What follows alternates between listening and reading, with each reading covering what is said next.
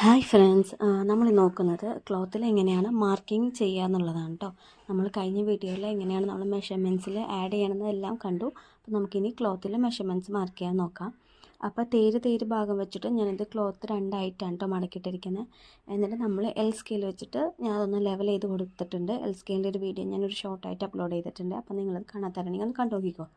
അപ്പോൾ നമ്മളിതുപോലെ കോർണറിലേക്ക് ചേർത്ത് വെച്ചിട്ട് മാർക്ക് ചെയ്ത് കഴിഞ്ഞാൽ തുണിയിലുണ്ടാകുന്ന ഏറ്റക്കുറച്ചിലുകളെല്ലാം നല്ല ക്ലിയറായിട്ട് മാർക്ക് കിട്ടും. അപ്പോൾ നമ്മളുടെ മെഷർമെൻറ്റ്സിന് ഒരു പരിധിയല്ല, നമ്മുടെ മെഷർമെൻറ്റ്സിന് കറക്റ്റായിട്ട് മാർക്ക് ചെയ്യാൻ നമുക്ക് സാധിക്കും കേട്ടോ. നമ്മുടെ ക്ലോത്തിൻ്റെ ലെവലനുസരിച്ച് ചരിവൊക്കെ ഉണ്ടെങ്കിൽ അതനുസരിച്ച് ചരിഞ്ഞാവും വരിക. ഇതുപോലെ സ്ട്രൈറ്റ് ആയിട്ട് കട്ട് ചെയ്ത് കഴിഞ്ഞാൽ അടിപൊളിയായിട്ട് നമുക്ക് മാർക്ക് ചെയ്യാൻ സാധിക്കും. അപ്പോൾ നമുക്ക് ആദ്യമായിട്ട് സ്റ്റാർട്ട് ചെയ്യണം. നമ്മൾ ഷോൾഡർ വെച്ചിട്ടാണ് നമ്മൾ സ്റ്റാർട്ട് ചെയ്യുന്നത്. അവിടെ ഞാൻ ഓൾറെഡി മെഷർമെൻറ്റ്സ് ഞാനിവിടെ കൊടുത്തിട്ടുണ്ട്. അപ്പോൾ നിങ്ങൾക്കത് നോക്കിയാൽ മനസ്സിലാവും. അപ്പോൾ അത് നമ്മൾ ഷോൾഡർ നമുക്ക് മാർക്ക് ചെയ്യാം. എൻ്റെ ഷോൾഡർ 14ആയിരുന്നു. അപ്പോൾ നമുക്ക് 14 പാതി 7. നമ്മൾ ക്ലോത്ത് മടക്കി വെച്ചിരിക്കുന്നത് കൊണ്ട് തന്നെ നമ്മൾ പാതി മാർക്കിങ്സാണ്, പാതി മെഷർമെൻറ്റ്സിലാണ് നമ്മൾ കൊടുക്കുക കേട്ടോ. ഹാഫാണ് എല്ലാത്തിൻ്റെയും എടുക്കുക. അപ്പോൾ ഷോൾഡർ 14 അതിൻ്റെ പാതി 7 അയച്ചിട്ടാണ് ഞാൻ ഷോൾഡർ മാർക്ക് ചെയ്തത്. ഇതാണ് നമ്മളുടെ ഇനി ഷോൾഡറിൽ നിന്ന് താഴേക്ക് വരയ്ക്കുന്ന ആ ഒരു ലൈനാണ് നമ്മളുടെ ആം ഹോൾ എന്ന് പറയുന്നത്. ആം റൗണ്ട് വേറെയാണ്, ആം ഹോൾ വേറെയാണെന്ന് നമ്മൾ കഴിഞ്ഞ വീഡിയോയിൽ പറഞ്ഞായിരുന്നു. ഇതാണ് നമ്മളുടെ ആം ഹോൾ എന്ന് പറയുന്നത്, അതായത് ഷോൾഡറിൽ നിന്ന് താഴേക്ക്. അത് ഞാൻ കറക്റ്റ് ഇപ്പോൾ 7 ഇഞ്ച് തന്നെ ഞാൻ വരച്ചു കൊടുക്കുന്നുണ്ട് കേട്ടോ. ഷോൾഡർ എത്രയാണോ എടുത്തത് അത് തന്നെ ഞാനിപ്പോൾ ആം ഹോളായിട്ട് വരച്ചു കൊടുക്കുന്നുണ്ട്. ഇതിൽ കുറച്ച് കാൽക്കുലേഷൻസ് വരുന്നത് അത് നമുക്ക് ഓരോരോ വീഡിയോകളായിട്ട് പറയാം, അല്ലെങ്കിൽ നിങ്ങൾക്ക് എല്ലാം കൂടെ കൺഫ്യൂഷനായി പോകും കേട്ടോ. അപ്പോൾ നമ്മൾക്ക് ബേസിക്കായിട്ട് നമുക്ക് പഠിച്ച് സ്റ്റാർട്ട് ചെയ്യാവേ. ഇനി നമ്മൾ നെക്സ്റ്റ് മെഷർമെൻറ്റ്സ് ആയിട്ട് എടുക്കുന്നത് ചെസ്റ്റ് റൗണ്ടാണ്. ചെസ്റ്റ് റൗണ്ട് ഞാനിവിടെ 33 ആണ് എടുത്തിരിക്കുന്നത്. 33 എടുത്തിരിക്കുന്നത് അതിൻ്റെ 4/1 ഭാഗം നമുക്ക് കാണാം. അതായത് 33 ഡിവൈഡഡ് ബൈ 4 ആയിട്ട് ചെയ്യാം.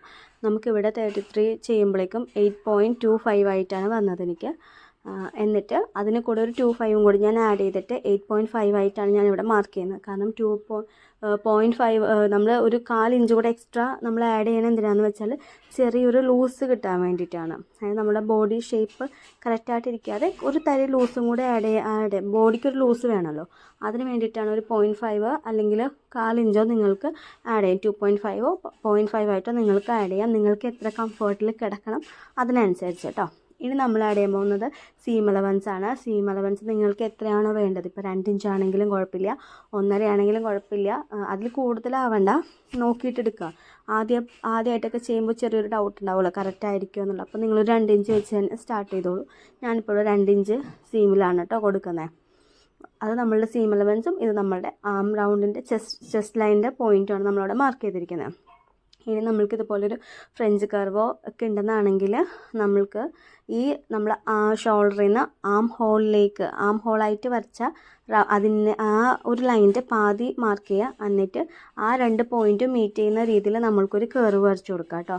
ഫ്രഞ്ച് കർവ് ഉണ്ടെങ്കിൽ വളരെയധികം യൂസ്ഫുള്ളാണ്. കർവ്സ് നന്നായിട്ട് കിട്ടും. ഇല്ലെന്നാണെങ്കിലും നമുക്കിങ്ങനെ കൈവച്ചാണെങ്കിലും ഇങ്ങനെ ജോയിൻ ചെയ്ത് കൊടുക്കുക കേട്ടോ. അതിലൊരു വ്യത്യാസമൊന്നും ഉണ്ടില്ല.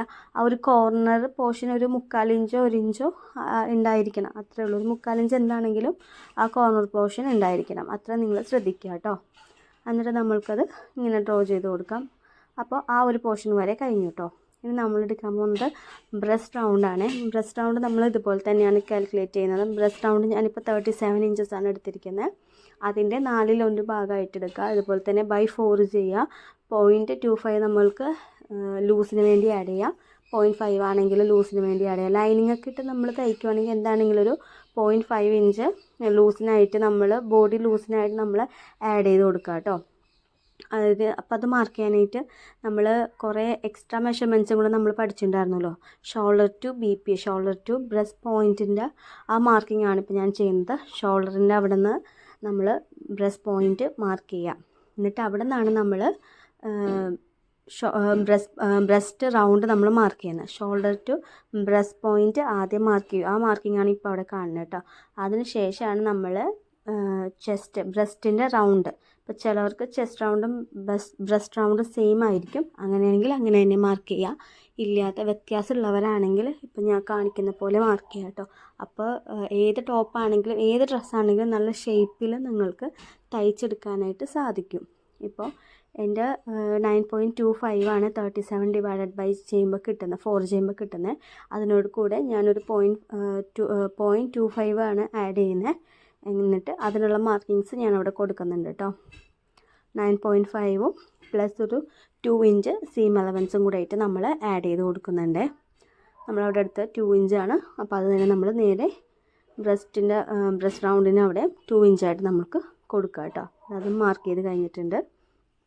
ഇനി നമ്മൾ അടുത്തായിട്ട് നോക്കാൻ പോകുന്നത് വേസ്റ്റ് റൗണ്ടാണ് കേട്ടോ. വേസ്റ്റ് റൗണ്ട് എന്ന് പറയുന്നത് നമ്മളെ ഏറ്റവും ശരീരത്തിൽ ഏറ്റവും നമ്മൾ ഒതുങ്ങി വരുന്ന ഒരു ഭാഗമാണ് നമ്മളുടെ വേസ്റ്റ് റൗണ്ട് എന്ന് പറയുന്നത്. അതും ഇതുപോലെ തന്നെ നമ്മൾക്ക് ഷോൾഡർ ടു വേസ്റ്റ് എത്രയാണെന്ന് നോക്കുക. അവിടെ നമ്മൾ അടയാളപ്പെടുത്തിയിരിക്കുന്ന മെഷർമെൻറ്റ്സ് നോക്കുക കേട്ടോ. ആ മെഷർമെൻറ്റ്സ് അനുസരിച്ച് വേണം നമ്മൾ ഷോൾഡർ ടു വേസ്റ്റ് റൗണ്ട് ഞാൻ ആദ്യം മാർക്ക് ചെയ്ത് കൊടുത്തു. ഷോൾഡർ ടു വേസ്റ്റ് റൗണ്ട് എത്രയാണോ അതാദ്യം മാർക്ക് ചെയ്തു. അത് കഴിഞ്ഞിട്ട് നമ്മൾ ഷോൾഡറിൻ്റെ ഷോൾഡറിന് നമ്മൾ വേസ്റ്റ് റൗണ്ട് എടുത്തിട്ടുണ്ടായിരുന്നല്ലോ. ഷോൾഡറിൻ്റെ അല്ല വേസ്റ്റ് റൗണ്ട് നമ്മൾ എടുത്തിട്ടുണ്ടായിരുന്നു. ആ വേസ്റ്റ് റൗണ്ട് നമ്മൾ മാർക്ക് ചെയ്ത് കൊടുക്കുക.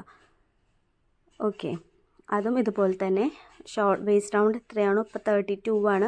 കുറച്ച് ലൂസിൽ കിടക്കാനാണ് ഇഷ്ടമെങ്കിൽ എനിക്ക് ലൂസിനാണ് എടുത്തിരിക്കുന്നത്. അപ്പോൾ 32 ഡിവൈഡഡ് ബൈ 4 ചെയ്യുക. അതിനോട് കൂടെ ഒരു 0.25 ആഡ് ചെയ്യുക. ശേഷം നമ്മൾ സീം അലവൻസും കൂടെ ആഡ് ചെയ്ത് കൊടുത്തിട്ടോ. ഇങ്ങനെ നമ്മൾ മാർക്ക് ചെയ്യുമ്പോൾ കറക്റ്റായിട്ട് നമ്മുടെ ഷേപ്പിന് കറക്റ്റായിട്ട് പെർഫെക്റ്റായിട്ട് തന്നെ നമുക്ക് മാർക്കിങ് എല്ലാം കറക്റ്റായിട്ട് കിട്ടും. ഇനിയിപ്പോൾ വയറൊക്കെ ഉള്ളവരാണെങ്കിൽ നമ്മൾ വയറിൻ്റെ ആ ഒരു അളവും കൂടി എടുത്തിട്ട് ഷോൾഡറിൽ നിന്ന് സ്റ്റൊമക്ക് വരെ എവിടെയാണോ ഉള്ളത് അതിനുള്ള മാർക്കിങ് കൂടെ നമുക്കിതിൽ ചെയ്ത് കൊടുക്കാം. അതിനുശേഷം നമ്മൾക്ക് ഹിപ്പ് റൗണ്ട് എടുക്കാം. ഹിപ്പ് റൗണ്ടും ഇതുപോലെ തന്നെയാണ് നമ്മൾ ചെയ്ത് കൊടുക്കുന്നത്. ഷോൾഡർ ടു ഹിപ്പ് പോയിൻ്റ് എവിടെയാണ് വരുന്നത് അവിടെ മാർക്ക് ചെയ്യുക. എന്നിട്ട് അവിടുത്തെ റൗണ്ട് എടുത്തിട്ട് നമ്മളിതുപോലെ മാർക്കിങ് കൊടുക്കുക കേട്ടോ.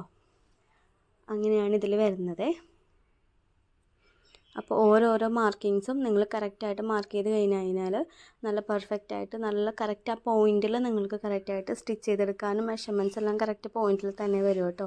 അപ്പോൾ ഇതുപോലെയുള്ള വീഡിയോകൾ ഇഷ്ടമാണെങ്കിൽ ചാനൽ സബ്സ്ക്രൈബ് ചെയ്യാനും ലൈക്ക് ചെയ്യാനും ഷെയർ ചെയ്യാനൊന്നും മറക്കല്ലേ. എന്തെങ്കിലും ഡൗട്ട് ഉണ്ടെങ്കിൽ നിങ്ങൾ കമൻറ്റ് ചെയ്ത് ചോദിക്കാനും മറക്കണ്ട കേട്ടോ. ഇനി ആവശ്യമുള്ള വീഡിയോകൾ ഏതൊക്കെ വീഡിയോകൾ വേണമെന്ന് വെച്ചാൽ അതൊന്നും കമൻറ്റ് ചെയ്യാനും മറക്കല്ലേ. അപ്പോൾ അതുപോലെ ബിഗിനേഴ്സിന് ഹെൽപ്ഫുള്ളായിട്ടുള്ള വീഡിയോസൊക്കെ നമുക്കിതിൽ അപ്ലോഡ് ചെയ്യാവേ.